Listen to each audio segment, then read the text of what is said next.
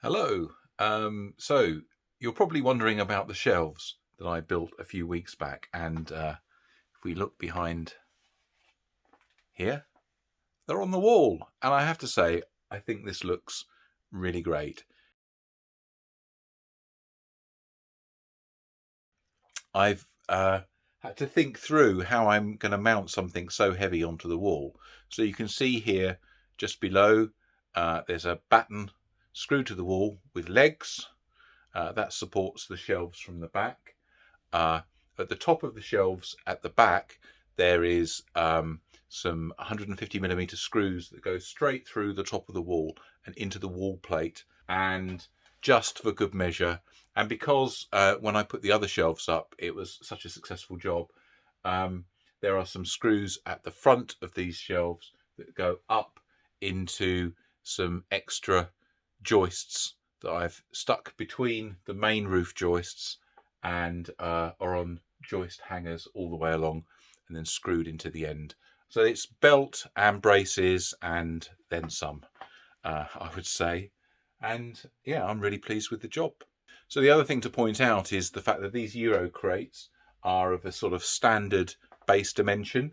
And as you can see, I've actually got three sorts, some medium-sized ones, some slimmer ones or less tall, and these here, which, are again half the size.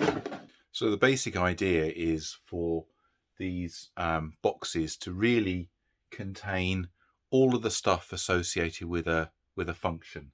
So we already have one here. The top box here contains all of my heat gun stuff.